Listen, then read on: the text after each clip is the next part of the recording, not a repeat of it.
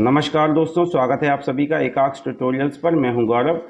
Friends, विद्युत सेवा आयोग Uttar Pradesh power corporation limited के द्वारा कार्यकारी सहायक अर्थात एग्जीक्यूटिव असिस्टेंट के पद के लिए विज्ञापन ऑफिशियल वेबसाइट पर जारी कर दिया गया है। तो चलिए हम विज्ञापन को देख लेते हैं। इससे पहले आपसे रिक्वेस्ट है कि जनरल स्टडीज़ और करंट अफेयर्स की तैयारी के लिए आप एकाक्ष ट्यूटोरियल्स को सब्सक्राइब कर सकते हैं। देखिए दोस्तों, आप देख सकते हैं विज्ञापन को स्क्रीन पर। यहाँ पर लिखा हुआ है कि विद्युत सेवा आयोग Uttar Pradesh power corporation limited.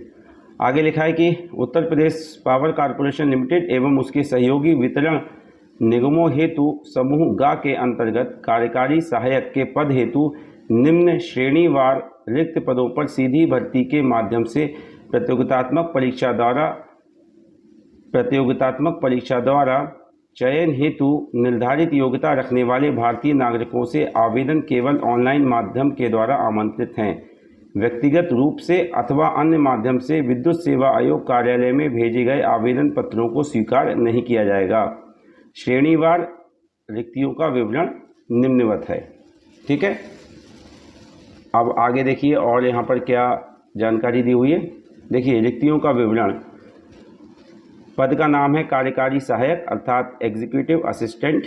अनारक्षित पदों की संख्या है 416। EWS श्रेणी के अंतर्गत 103 पद हैं। अन्य पिछड़ा वर्ग श्रेणी के अंतर्गत 278 पद हैं। अनुसूचित जाति की श्रेणी के अंतर्गत 216 पद हैं और अनुसूचित जनजाति की श्रेणी के अंतर्गत 20 पद हैं। आगे लिखा हुआ है उपरोक्त पदों में अनुसूचित जनजाति बैकलॉग के 8 पद सम्मिलित हैं। ओके फ्रेंड्स, आगे लिखा है कि उपरोक्त रिक्तियों की संख्या आवश्यकतानुसार घटाने एवं बढ़ाने का अधिकार Uttar Pradesh power corporation limited के पास सुरक्षित है। ओके, आगे लिखा है कि आवेदन करने वाले अभ्यर्थियों के पास आधार कार्ड अथवा विधि मान्य फोटो युक्त पहचान पत्र का होना अनिवार्य है।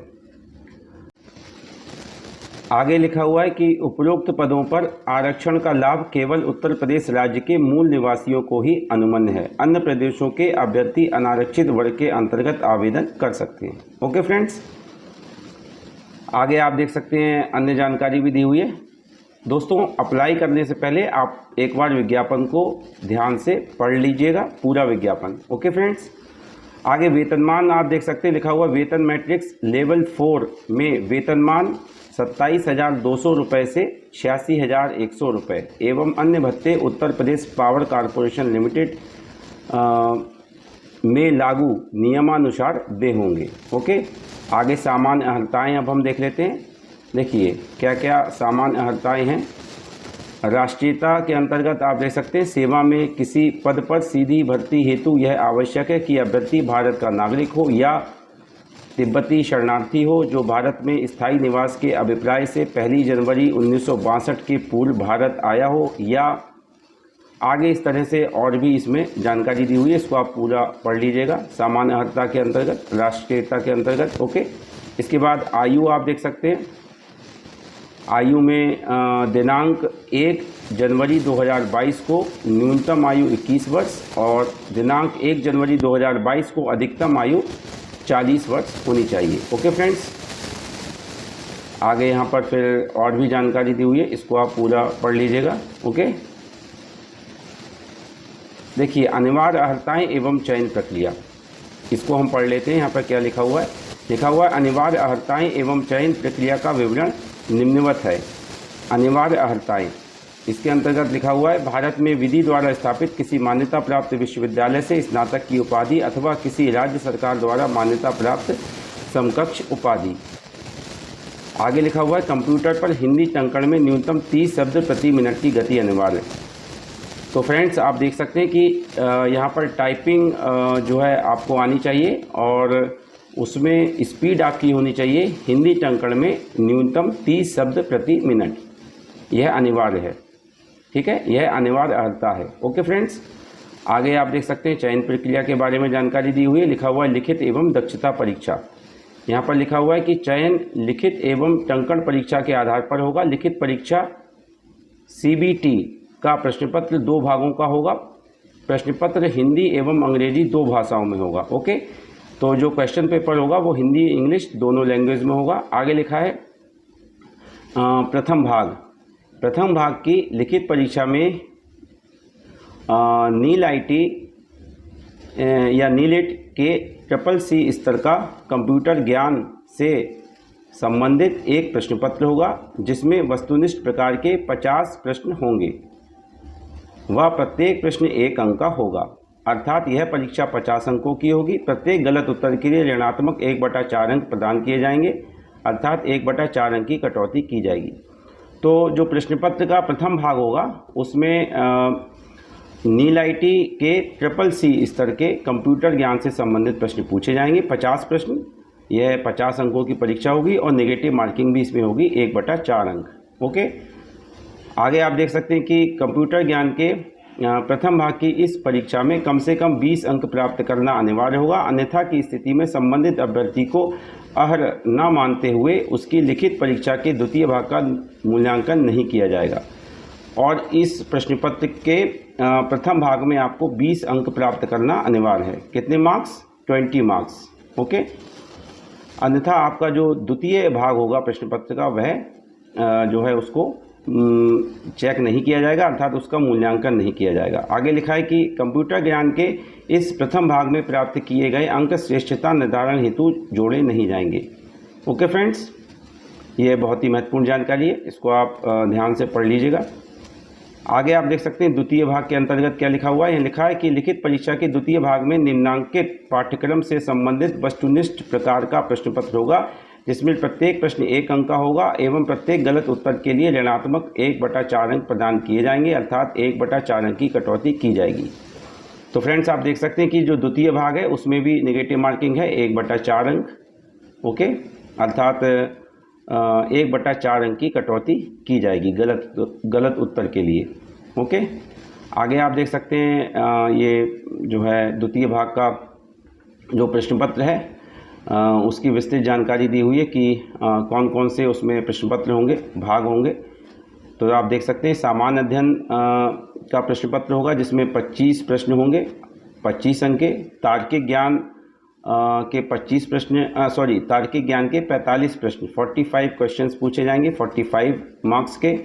सामान्य हिंदी और सामान्य अंग्रेजी इन दोनों से संबंधित प्रश्न भी होंगे, इन दोनों विषयों से संबंधित। और इंटरमीडिएट सामान्य स्तर के प्रश्न पूछे जाएंगे, सामान्य हिंदी के और सामान्य अंग्रेजी के।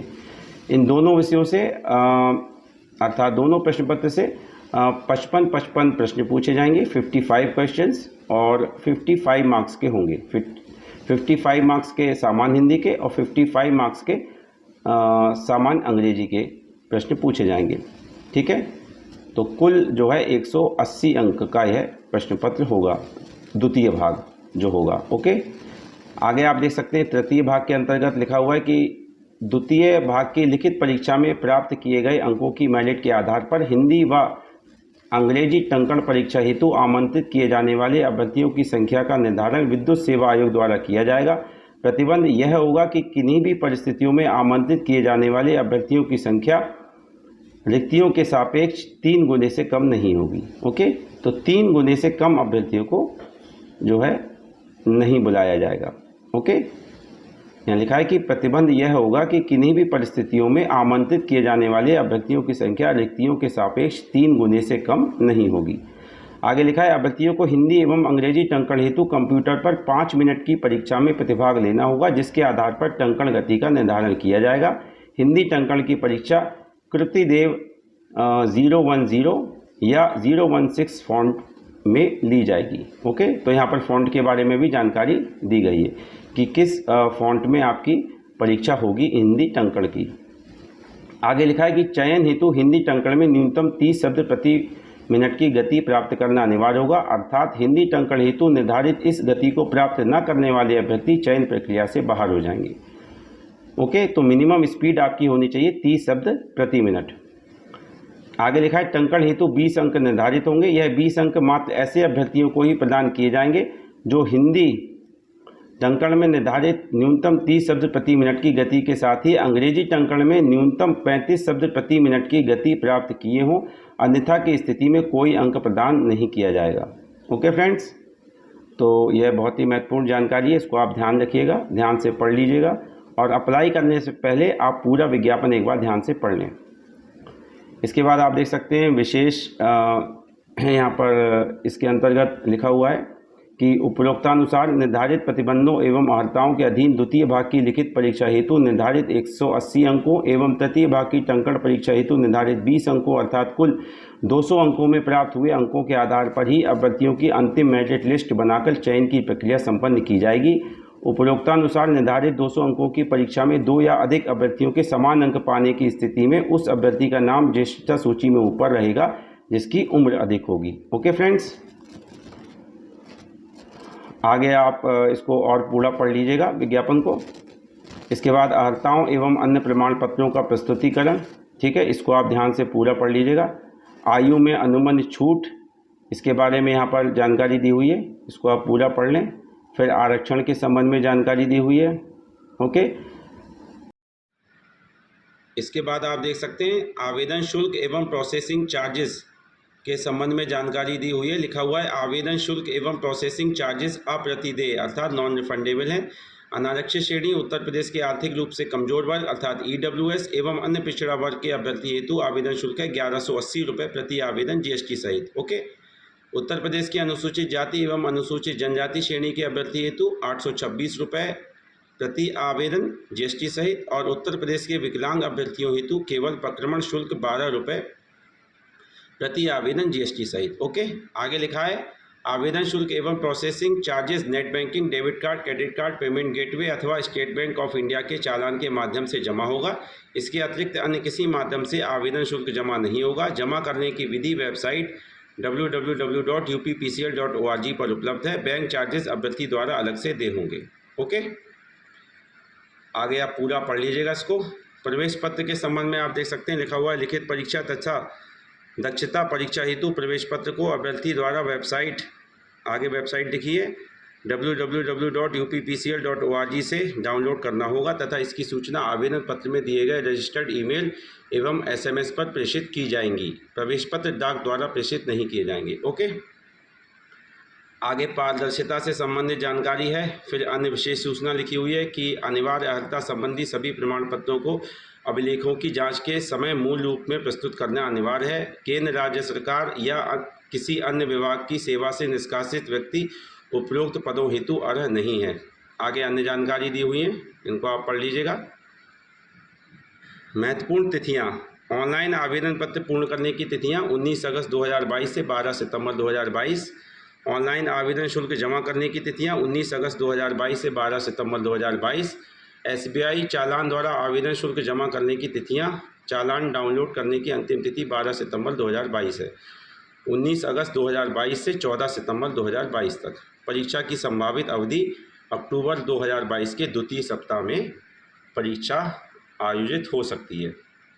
ओके, संभावित अवधि है ये। आगे आप देख सकते हैं ये फार्मूला दिया हुआ है, लिखा है यहाँ लिखा है कि below is the formula that is used in the calculation of the normalised scores of the multi session papers. Okay, तो मल्टी सेशन पेपर्स जो होते हैं उनमें नॉर्मलाइज्ड स्कोर को कैलकुलेट करने के लिए यह फार्मूला दिया हुआ है। ओके फ्रेंड्स, तो दोस्तों इस तरह से यह विस्तृत विज्ञापन जारी कर दिया गया है। तो आप में से जो भी अभ्यर्थी इस पद के लिए परीक्षा देना चाहते हैं, अप्लाई करना चाहते हैं, तो आप एक बार विज्ञापन को ध्यान से पूरा पढ़ लीजिए और यदि आप एलिजिबल हों तो आप अप्लाई कर सकते हैं। ओके फ्रेंड्स, तो यह थी महत्वपूर्ण जानकारी। और जनरल नॉलेज, जनरल स्टडीज़ और करंट अफेयर्स की तैयारी के लिए आप एकाक्ष ट्यूटोरियल्स को सब्सक्राइब कर सकते हैं। तो मिलते हैं हम अगले वीडियो में, तब तक के लिए धन्यवाद।